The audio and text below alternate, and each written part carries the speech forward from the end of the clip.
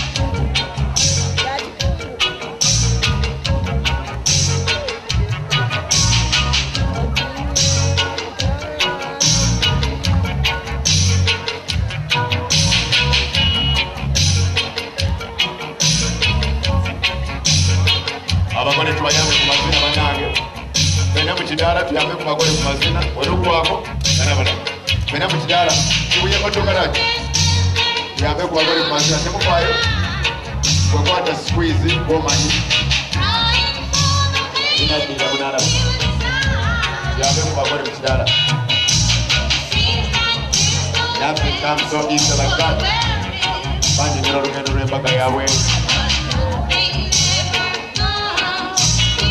Nothing never comes easy.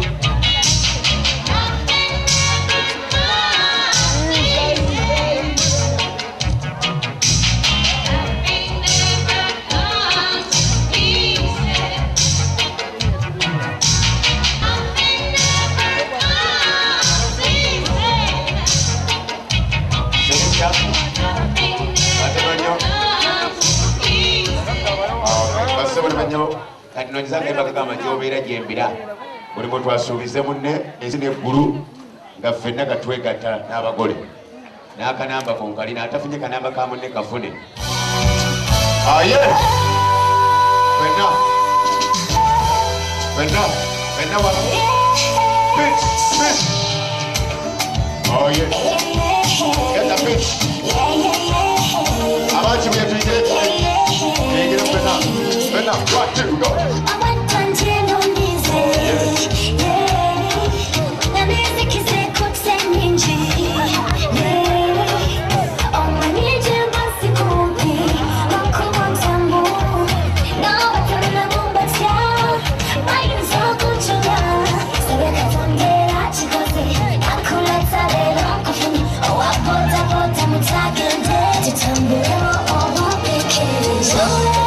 Chambera,